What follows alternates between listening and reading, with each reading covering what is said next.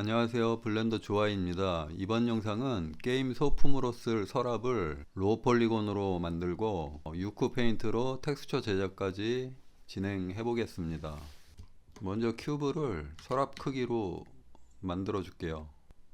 에디트 모드에서 루프 컷으로 서랍 앞부분이 될 면을 하나 나눠 줄게요. 오브젝트 모드에서 컨트롤 A 이 스케일을 리셋 시켜 줄게요. 페이스 어롱 노멀로 스트루드 시켜줍니다. 윗부분은 조금 더 올려줄게요. 인셋으로 면을 나눠서 서랍의 깊이를 만들어 줄게요.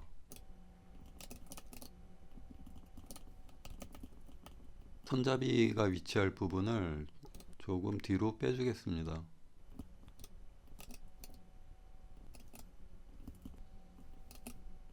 조금 두꺼운 것 같아서 얇게 만들어 줄게요. 전체적으로 직각 형태여서 좀 재밌게 해주기 위해서 서랍을 조금 찌그러뜨려 주겠습니다. 섭디바이드로 면을 2개 정도 나눠 줄게요.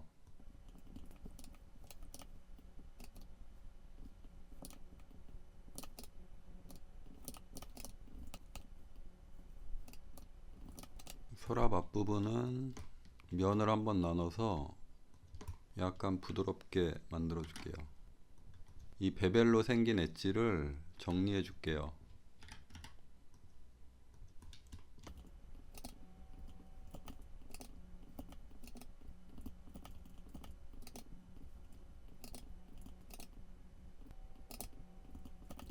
버텍스를 전체 선택하고 단축키 M으로 머지를 하는데 바이 디스턴스로 일정 거리 안에 들어오는 버텍스를 모두 합쳐줍니다. 로우 폴리곤 모델링이어서 이렇게 정리 안 된 버텍스들은 연결시켜 줍니다. 이렇게 연결이 안 된 상태로 놔두면 최종적으로 나중에 익스포트 하거나 게임 용도로 쓸 때 컴퓨터가 자동으로 계산해서 아무 꼭지점이나 연결을 해줘요. 이쪽으로 이렇게 몰릴 수도 있고 이쪽으로 몰릴 수도 있습니다. 가급적이면 내가 원하는 위치에 연결시켜 주는 게 좋습니다. 왜냐하면 삼각형 하나여도 각이 있다면 그 모양 형태가 잡히기 때문에 삼각형 하나여도 그 형태 잡는데 보통 쓰게 됩니다. 이렇게 해서 서랍은 완성이 됐고요. 이제 손잡이를 만들겠습니다. 플레인을 하나 만들어서 이쪽으로 빼줄게요. 섭디바이드로 면을 한번 나눠줬습니다. 이 3면을 지워서 미러로 4분의 1만 모델링 할게요. 파이 미러 Y축도 케이지를 켜줄게요. 게임 소품 느낌을 내기 위해서 손잡이는 좀 크게 만들어 줄게요.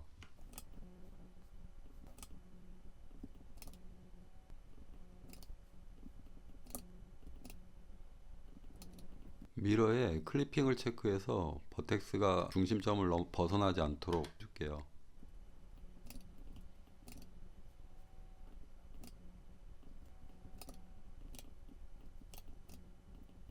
지금 이 삼각형 부분에 버텍스가 2개 있는데요. 멀리서 보면 이것도 충분히 라운드처럼 느껴집니다.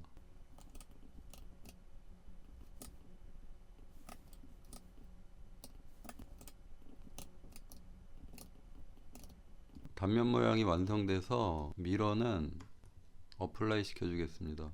페이스를 전체 선택하고 인셋으로 면을 나눠서 두께를 만들어 줄게요.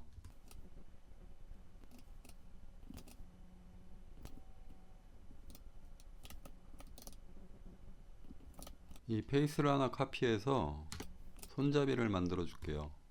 이 페이스는 세퍼레이트 시켜줍니다.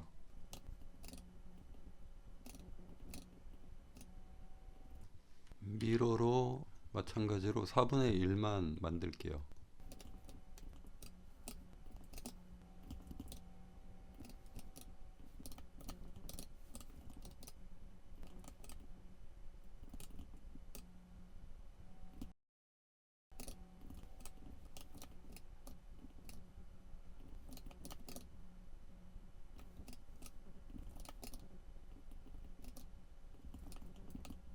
이렇게 해서 서랍은 완성됐고요. 종이 한 장을 만들어 넣을게요.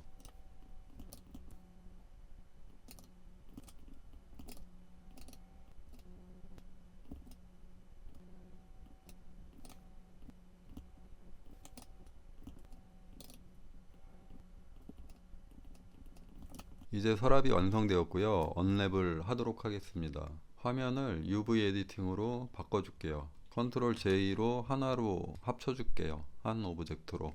에디트 모드에서 단축 K로 전체 선택해 줍니다. 그러면 이렇게 UV가 지 맘대로 펼쳐져 있는데요. 하나씩 펴 나가도록 하겠습니다. 먼저 손잡이 부분부터 펼게요. 손잡이 부분 페이스만 다 선택하고, 이런 평면 같은 경우는 UV에서 이 프로젝트 프롬 뷰로 하면 그 모양 그대로 이렇게 펴집니다. 이 엣지 외곽 부분만 면적을 조금 넓혀 줄게요.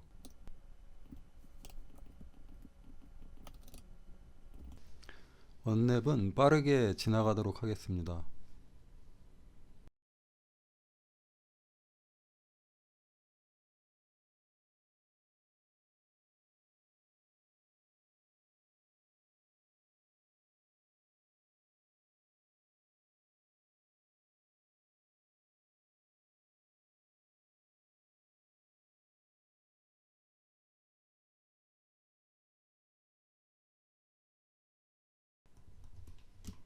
이렇게 해서 언랩이 완료되었습니다. 이제 텍스처 페인팅을 할 건데요. 하기 전에 이 렌더 창에서 뷰 트랜스폼을 스탠다드로, 룩을 미디엄 하이 콘트라스트로 놓을게요. 단축키 N으로 사이드 패널을 열어볼게요. 저 같은 경우 유크 페인트가 지금 설치되어 있고요. 설치가 안 돼 있는 분들은 에디트 프리퍼런스에서 get extension에서 U를 한번 쳐보겠습니다. 그러면 이렇게 유크 페인트가 나오고 인스톨 하시면 돼요. 만약에 이 창이 없으신 분들은 구글에서 유크 페인트 검색하시면 바로 그 사이트가 뜹니다. 텍스처 페인트 모드로 놓을게요. 유크 페인트에서 사이드 패널에 유크 페인트 노드 셋업을 눌러줄게요. 이 타입을 빛의 영향을 받지 않는 에미션으로 놔줄게요. 그러니까 순수하게 텍스처 이미지로만 보입니다. 이 쉐이더 에디터 가보시면 이렇게 자동으로 쉐이더 노드가 생성이 되고, 내가 뭔가 작업을 하면 자동으로 이 노드가 연결됐다, 지워졌다 합니다. 그러니까 따로 이쪽은 신경 안 쓰셔도 되고요. 먼저 레이어를 하나 만들어 줄게요. 플러스 버튼을 눌러서 뉴 이미지 사이즈는 4096으로 해줄게요. 그리고 OK를 눌러줍니다. 레이어가 하나 생긴 상태고요. 이제 페인팅이 이렇게 됩니다. 지금 이 서랍은 크게 나무하고 메탈 재질하고 종이 재질이 있어요. 그래서 레이어를 3개를 만들어 줄게요. 첫 번째 만든 거를 우드라고 적어 놓을게요. 그 다음에 플러스 눌러서 뉴 이미지로 하나 더 만들어 놓습니다. 똑같이 4096 사이즈로. 그 다음에 얘는 메탈로 해줄게요. 그 다음에 플러스 하나 또 눌러서 뉴 이미지로 얘는 페이퍼로 만들어 줄게요. 세 개의 레이어가 생겼고, 원하는 레이어를 선택하고 그 부분에 맞는 채색을 이제 해주면 되는데요. 이 서랍 같은 경우 나무색으로 이렇게 칠해 줄게요. 근데 지금 오브젝트가 한 오브젝트여서 이 철제 손잡이하고 종이에도 같이 칠해주고 있어요. 이제 이 오브젝트를 구분시켜 주기 위해서 탭키로 에디트 모드로 갑니다. 이 철제 손잡이를 먼저 선택을 할게요. 선택하고 다시 탭키로 텍스처 페인트 모드로 들어갑니다. 그리고 오른쪽에 페인트 마스크를 눌러주면 선택한 페이스만 이렇게 칠해지게 돼요. 이 마스크는 여기 유크 페인트에서도 마스크를 줄 수가 있어요. 그럼 여기서 이미지에다가 마스크를 주면 텍스처에 마스크를 주게 돼서 이 오브젝트 페이스 마스크를 따로 쓰지 않아도 돼요. 자, 그렇게 해주기 위해서 메탈을 선택하고 이 하단에 보시면 마스크 아이콘이 있고, 얘를 플러스를 눌러주면 뉴 이미지 마스크를 만들 수가 있어요. 4096으로 백그라운드는 블랙으로 해줄게요. 그러면 이렇게 이미지가 하나 생성이 됐고요. 이 검정색 부분은 칠해지지 않는 부분, 흰색 부분은 칠해지는 부분이 될 거예요. 자, 철제 오브젝트를 선택해주고 다시 페인트 모드로 들어가서 흰색 부분의 영역을 만들어 주기 위해서 이 정경색을 흰색으로 만들어 주고 필툴로 이 철제 손잡이에 넣어 줄게요. 자, 그러면 이 흰색 영역에만 이제 칠할 수 있게 되는데요. 여기 오른쪽 보시면 지금 이 아이콘이, 그림 아이콘이 마스크로 체크가 되어 있고요. 왼쪽 아이콘을 선택하게 되면 이제 페인트 할 수 있게 돼요. 테스트로 철제 색깔을 한번 칠해 볼게요. 같은 방법으로 이 페이퍼에도 마스크를 줄게요. 자, 이렇게 하면 이제 서랍, 나무 재질의 서랍과 손잡이, 철제 손잡이와 종이가 이제 구분이 됐어요. 먼저 서랍부터 칠해 주도록 할게요. 나무색을 선택해서 지금 필 해줬어요. 지금 필 해준 영역이 이 언랩 해준 이 와이어하고 딱 지금 맞게 떨어졌는데요. 우측 패널에 보시면 스크롤 해보시면 이 옵션에 이 블리드 값이 있어요. 얘를 영역을 한 25 정도 줄게요. 그리고 다시 필을 해보면 이 와이어를 이렇게 벗어나게 돼요. 이 컬러 준 거하고 이 와이어하고 딱 맞으면 그 경계선이 표시가 날 수가 있거든요. 그래서 그 부분을 해결하기 위해서 영역값을 조금 넓혀준 거예요. 먼저 색으로 형태를 좀 구분시켜 주겠습니다. Shift X로 원하는 색깔을 갖다 대면 이렇게 컬러 피커가 활성화가 되고 선택한 색상으로 팔레트가 바뀌게 됩니다.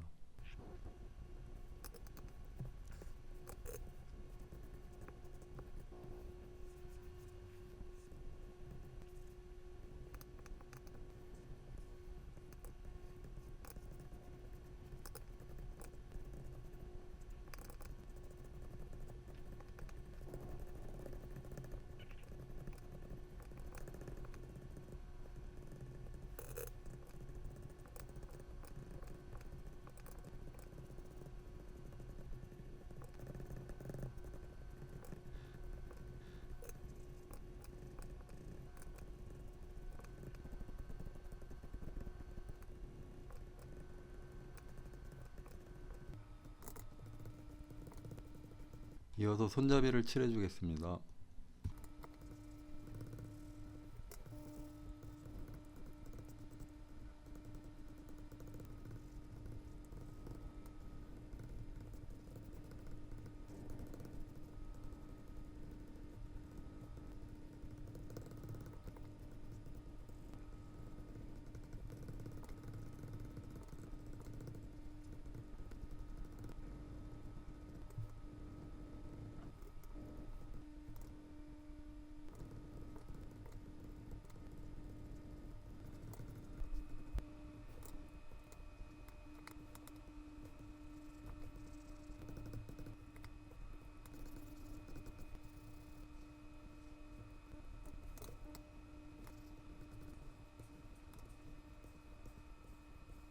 이제 큰 칠은 다 됐고요.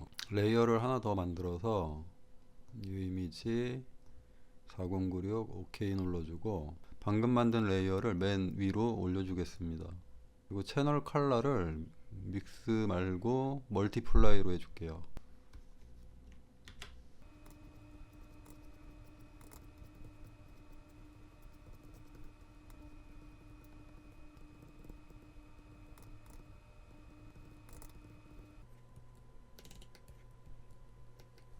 마지막으로 바닥을 깔아줄게요. 이 플레인과 월드 색상을 똑같이 해줬고요. 이 플레인에다가 그림자를 그려 넣어 줄게요.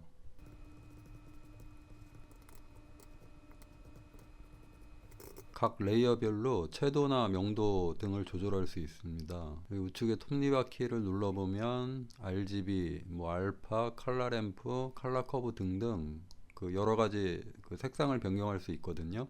RGB 커브를 눌러서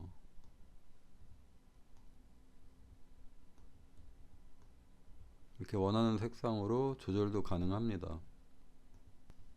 저는 이 상태에서 최종적으로 샤픈을 줄게요. Shift A 필터로 필터를 선택해주고 노드에 연결해줍니다. 옵션에서 소프트를 다이아몬드 샤픈으로 바꿔줄게요. 이 컴포지터를 올웨이즈로 놔줍니다. 그러면 좀 더 날카롭게 변했어요. 이렇게 해서 게임 소품으로 사용할 서랍을 모델링하고 텍스처 매핑까지 그려보았습니다. 시청해주셔서 감사합니다.